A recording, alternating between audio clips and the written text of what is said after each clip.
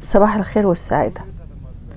وعلى بعد 300 كيلو من القاهرة أقصى الشمال على ساحل البحر المتوسط جنوب بحيرة البرولوس، في مكان من أجمل الأماكن اللي ممكن تشوفها في مصر. مكان كأنك رحت إيطاليا. لا، إيطاليا إيه، أحلى بكتير. ليه بقى؟ لأن المكان دوت من صنع ربنا. المكان ده ما مستهوش إيد بشر، ما جاش عليه تعديل بشري، كله تعديل إلهي. سبحان الله على جمال المكان اللي احنا رايحينه النهارده. والمكان ده انا صورته لكم كتير جدا، زهقت منه في التصوير، بس من جمال المكان ومن روعته ومن حلاوته والهدوء اللي فيه انا بصراحه ما بقدرش اقاوم. النهارده احنا سوا في قريه الشخلوبه. القريه تبع المركز سيدي سالم بمحافظه كفر الشيخ. موقعها الجغرافي المتميز دوت وطبيعتها الساحره وسكانها الطيبين جدا والزوار اللي من كل انحاء العالم، ده غير بقى هجرات الطيور السنوية، وغير بيوتها الجميلة جدا اللي معمولة كده بشكل تلقائي، والمراكب والحياة البسيطة والهادية. كل ده هو الشخلوبة، صورة جميلة جدا جدا للجمال في مصر وللطبيعة في مصر. كل ده وأكتر اللي خلاني أروح الشخلوبة وأكتشفها وأستمتع بيها وأصورها لكم ونتكلم عنها. مدة الرحلة جوه البحيرة تقريبا حوالي 5 ساعات رايح جاي، وكمان الوقت اللي بتقعدوا هناك. تقريبا التحرك بيبقى الساعة حوالي 2 الظهر، وبنرجع تقريبا حوالي الساعة 7 المغرب. وبحيرة البرولوس من أهم البحيرات الطبيعية الموجودة في مصر، اللي موجودة بين فرعي النيل دمياط ورشيد. وطبعا بتسهم إسهام كبير جدا جدا في الثروة السمكية، لأن الناس هنا بس وظيفتهم أو الوظيفة الوحيدة اللي عندهم هم صيد السمك. كمان بحيرة البرولوس ارتبط اسمها بمعركة البرولوس البحرية اللي كانت في 4 نوفمبر 1956، اللي انتصرت فيها القوات البحرية المصرية على انجلترا وفرنسا. كمان بحيرة البرولوس بتعتبر محمية طبيعية فيها كثبان رملية مرتفعة، ودي بتعتبر بيئة طبيعية للتنوع النباتي والتنوع الحيواني جوه المكان دوت. طبعا انت اول ما بتسمع كلمة قرية دماغك بتترجم على طول الملامح التقليدية للقرية اللي هي كلنا عارفينها، اللي هي الارض والزرع والري والبط وكده يعني. لكن لا، هنا القرية مختلف، او معنى القرية مختلف، مش موجود المعنى اللي موجود في بالك ده. هنا القرية بتاعتهم يعني بحر ومية وسمك وطبيعة ساحرة زي ما احنا شايفين، وكل الصناعات المرتبطة بالصيد زي صناعة المراكب، وكل الناس هنا معتمدة على الصيد وبس. والسبب في تسمية القرية والجزيرة بالشخلوبة بيرجع ان كان في سمك اسمه الشخلوب، ده كان موجود بكميات كبيرة جدا في المنطقة دي، فعشان كده قالوا على الجزيرة اسم الشخلوبة. وفي ناس بتقول عليها اسم الجوهرة المدفونة، وفعلا هي جوهرة بسحرها وجمالها الخلاب اللي مش موجود في اي مكان تاني في العالم كله غير هنا في الشخلوبة بس. وبداية شهرة جزيرة الشخلوبة كان سنة 2017 لما المصور عادل بيومي صور بيت صغير كان محاط بالأشجار والمية، وفاز بالمركز الأول على مستوى مصر في مسابقة ويكي دهوى الأرض، والمسابقة دي كانت تابعة لموسوعة ويكيبيديا.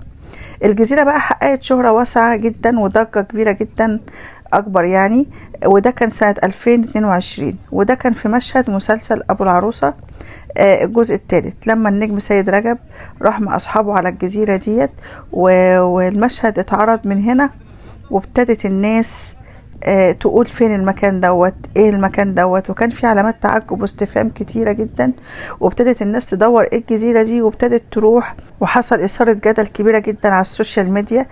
وبدأ الجميع بقى يتساءل ويهتم وعايز يعرف المكان ده ايه وايه وفين وايه حكايته وايه حكاية البيت دوت. تعالوا بقى نعرف ايه حكاية البيت دوت من اهل القرية نفسهم. يلا بينا.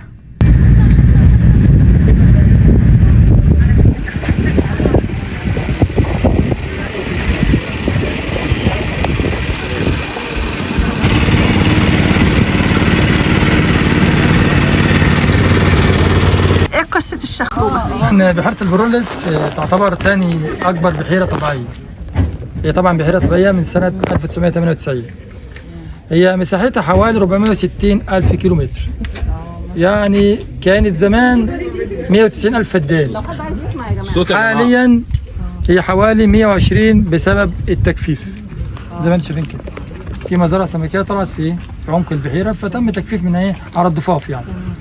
فهي حاليا حوالي 120 او 100 فدان يعني. بحيره البروليس طبعا بيغزوها من الشمال، هي بتتغذى من المياه المالحه عن طريق بوغاز البروليس. وحاليا حتى بنحتفل بالعيد القومي المحافظه اللي هو العدوان الثلاثي سنه 1956، معركه البروليس البحريه اللي تمر فيها مدمره اللي هي اسمها ايلات وجون جلال وجلال دسوق الكلام ده. طبعا بحيره البروليس بتتغذى عن طريق البوغاز البروليس بالماء المالحه عن طريق البحر، وبتتغذى بالزريعه. بمعنى بحيره البروليس بتشتهر فيها اسماك البلطي واسماك في اسماك ثانيه طبعا شعبيه زي الخديد او سمك البليمي او الخنيني يعني. احنا حاليا في بحيره البروليس بتتغذى من الشمال بالبوغاز، وطبعا من الجنوب فرع يمين زي ده كده ده طرمبات 8، وفي فرع في الشخلوبه، وطبعا في كوتشينر، وفي مصرف 3، يعني في كذا مصرف في غزل البحيره من النيل. انما الماء المالحه بتغذى من البحر بيغذيها بالزريعه. طبعا زريعه اللي بتنزل في البحيره هنا عندنا القاروص، الدنيس، بينزل لوت، بينزل جمبري، بينزل كابوريا، بينزل بس في النواحي اللي من البروليس لانه ما بيوصلش عندنا هنا قليل. بتنزل من البحر. يعني هي ميتها مالحه ولا عذبه؟ ميه البحيره مختلطه بين البحر ميه مالحه وميه النيل. فاحنا بنسميها عندنا ميه عذبه، تلاقي حتى لونها مختلف شويه. بس احنا كنا زمان يعني الكهرباء والميه واصلين عندنا هنا سنه 2008 يعني حديث. زمان احنا كنا عايشين من ميه البحيره دي. محافظه كفر الشيخ بتنتج 25% من انتاج السنه، والبحيره ما شاء الله بيطلع منها كل يوم اطنان الاسماك لكل يعني لو دخلنا دلوقتي الشخلوبه هتلاقي مزادات سمك بتشغله بتطلع. التجار بيجوا من كل انحاء الجمهوريه من العبور ومن كل مكان وبياخدوا السمك بالشروه. طبعا بحيره البروليس فيها حوالي 28 جزيره طبيعيه. 28 جزيره طبيعيه ممكن نعد منهم اجزاء. جزيره زي جزيره الكوم الاخضر ودي جزيره اثريه 100% فرعونيه طبعا تتبع الهيئه العامه للاثار. اسمها الكوم الاخضر ليه؟ لان النبات بتاعها اخضر طول ايام السنه خضراء. وفي وسطها كده حاجه زي مسطح مائي كبير زي البسين كده، بس ما فيش فتحات الماء بتدخل له، فالماء بتدخل له من تحت وماء نضيف، لان الماء لما بتتحجز لونها بتغير. لا الماء نضيفه خالص زي اللي بره. فالنبات ده كان طبعا كل الباحثين والباحثات كان بيجوا. لسه كان معايا فريق بحث قريب من جامعه المنصوره الدكتور كمال شلتون، كان بيجي يعمل رساله ماجستير عن النباتات دي، قسم النبات. هنا غريبه بصراحه. في نبات اسمه بصيل زي البصله كده، بيفحروا ويجيبوه. بيقول النبات ده بيدخل في سنه في تصنيع عقار السكر وعقار غالي جدا، عقار غالي جدا. فالنبات ده بدات الناس لما شافوا النباتات الكتيره تنتبه، ففضلوا يفكروا يعملوا ايه؟ المؤاخذه جابوا جاموس صيادين على الجزيره، جابوا جاموس وحملوه في مركز زي دي ودوه هناك الجزيره دي ياكل بقى بايه؟ من النباتات ويشرب من الميه ومع نفسه بقى. وبعد مثلا سنه ولا حاجه يصطادوه، يعني يجيبوه يذبحوا منه كده، يعني ما فيش يحصل شيء. فبدا يهاجم النبات. النبات طبعا بدا ينقرض. فما خدت معايا الدكتور عباس رئيس المحميه، فرحنا نشوف. قال لي لقيت النبات سبحان الله عمل لنفسه حمايه، طلع في وسط شوك. شوكه يعني كده، يعني حتى لو مؤاخذه الجاموسه كده تتعور. فقال لي تعالى شوف يا رمزي، سبحان الله النبات عمل حمايه لنفسه في الشوك وطلع حاجه سبحان الله يعني. فهم حاليا الجاموس ده، بس الجاموس ده بقى اتصعر. بمعنى ازاي؟ ما حدش بيعرف يعني، هو عباره عن ما بيعرفوش يصطادوه لانه طبعا بيشوف الضلمه بقى وحشي. يشوف طبعا عايش في الضلمه وفي النور، ما بيشوفش بني ادمين. احنا لما بنروح هناك بيعمل علينا ايه؟ له قائد ويعمل دايره كده علينا من بعيد، يعني مستني عمليه الهجوم. اي هجوم يحصل جايين نهاجمه. طيب نكمل بقى بقيه الجزر. احنا قلنا 14 جزيره. 14 في جزيره سنجار وفي جزيره البشروش وفي جزيره الطويل. البشروش تقريبا كده امتداد لطير البشروش كان بينزل عليه. جزيره الفراشه او الجزيره الغربيه، وفي جزيره بساك، وفي جزيره عزيز راشد، وفي جزيره المحجره، يعني جزر كتيره. طيب والشخلوبه بقى سمت ليه شخلوبه؟ بالنسبه بقى للشخلوبه، الشخلوبه قريه زي ما انتم شايفين كده في نهايه تتبع مركز سيدي سالم محافظه كفر الشيخ. هي واخده ضفاف البحيره. البلد ديت معدي منها فرع نيل زي كده، قاسمها نصين، بر شرقي وبر غربي. تمام. هي البلد دي قايمه على الصيد. اتسمت الشخلوبه لامتداد، كان زمان في سمكه زي سمكه المبروكه كده، عريضه كده وصفرة كبيره كده، كانت بتقف بره المصرف، يعني مصرف كده شغال طالع ميه نظيفه اهو. تمام. بس اكيد بيطلع معاها حاجات تانية، حشائش وكلام من ده. فالسمكه كانت بتيجي في نهايه في نهايه طلعه الميه وتقف تاكل. بس هناك الكلام ده في الشخلوبه. فالصيادين بداوا يلاحظوا السمكه دي موجوده، فبداوا يصطادوا في المكان ده. فلما كثرت في المكان ده قال لك لا احنا نسمي البلد دي شخلوته. شخلوته؟ شخلوته. ما هو لحضرتك. فبدات الاسم يتحرف بقى. اتطور. السمكه انقرضت، فقال لك لا احنا مش هينفع نسمي البلد على اسم سمكه، قاموا محرفينها شخلوبه. امتداد لسمكه الشخلوبه. طيب في اساطير كده بتدور حوالين الشخلوبه، ان هي في يعني نوع من الجن، نوع من كده، في اساطير كده. هو حضرتك اساطير كتيره كده. في جزيره اسمها جزيره الفراشه. جزيره الفراشه. هو الصيادين بيقولوا ان هي مملكه للجن. هنعدي عليها. دي ساكن فيها ناس؟ لا، ساكن عليها الصيادين، بيقولوا احنا بنشوف عليها يعني اساطير الكلام ده، يعني جن وكلام ده. يعني اللي قول لي مثلا واقعه حصلت قالوا عليها. والله هم بيحكوا واقعات. الفراشه دي ما حدش، جزيره الفراشه ما حدش بيروح فيها. هي سموها فراشه لانها لو اتصورت من فوق تبقى عليها فراشه. لكن ما حدش بيروح فيها بقى.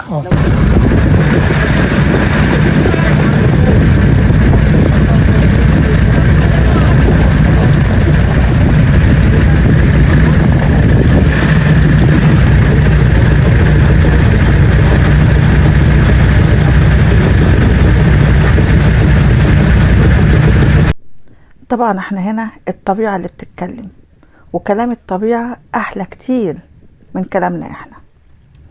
بس احكي لكم على السريع كده قصة المنزلين دول او قصة الشخلوبة، لان هي 2 شخلوبة مش واحدة او جزيرتين. وقصة المنزلين من سنين كانت عبارة عن حلقة لبيع السمك، بيتم تسويق السمك فيهم هنا في المكان اللي احنا شايفينه ده. وكانت ايجار حق انتفاع من الثروة السمكية لاحد الاشخاص، وكان اسمه جمال حلمي نور الدين. والمنزل التاني كان لواحد اسمه عبد الشافي، وتم الغاء الايجار وصدر قرار ازالة للمكان ده. تخيلوا. لكن طبعا عشان طبيعتهم الجميلة وارتباط الناس بيهم، الاهالي اللي موجودين في المنطقة، فالاهالي رفضوا تنفيذ قرار الازالة.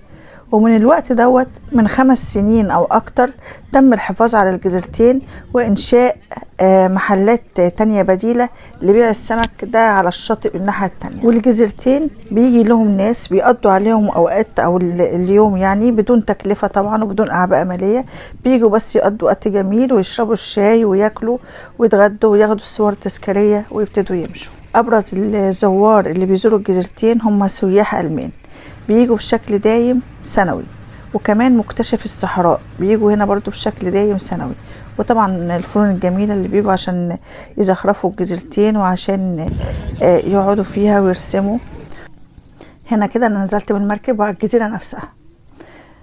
لو قلت لكم المنظر روعة، خلاب، ساحر، مش هيكفي الوصف ابدا. مكان طبيعي، كل حاجة فيها طبيعية، مفيش فيها ايد بشر، كلها بس بيت قديم اتبنى، والطبيعة بقى هي اللي عملت كل الجمال اللي انتوا شايفينه ده. وهم بالذات وقت الغروب، وهم اجمل منظر شفته في حياتي. انا لو قعدت اصور من هنا للسنة الجاية واتكلم عن الشخلوبة وجمالها وسحرها وروعتها مش هيكفي. حقيقي اجمل مكان شفته في حياتي. الواحد سافر بره كتير وراح وجه، بس هنا سحر من نوع تاني، جمال من نوع تاني مش موجود في اي مكان في الدنيا. المكان طبعا محتاج ترويج سياحي، بس مع ان هو ده هيزحم المكان وانا ده مش بفضله يعني، لان انا لما بروح بحس ان انا عايزة اشوف المكان ده لوحدي، عايزه يبقى انا لوحدي بس اللي بصور فيه، انا لوحدي اللي موجوده فيه. طبعا كان النهارده الجمعه وكان في ناس كتيره في الجزيره، فما كنتش برضو عارفه اخد راحتي في التصوير. بس يا ريت بعد شهرة المكان دوت ما فيش ايد بشر تتمدله، لان خلوا الطبيعه هي اللي، يعني الطبيعه هي اللي عملت المكان، فخليها هي اللي تكمل في المكان. شكرا ليكم، واتمنى تشتركوا في القناه وتعملوا سبسكرايب وتفعلوا زر الجرس وتعملوا لايك وشير، علشان نشوف اماكن تانية حلوة في مصر، مع ان مفيش اجمل من المكان ده في مصر. بس مصر فيها اماكن كتيرة جميلة، وكل مكان احلى من التاني. اشوفكم على خير، باي باي.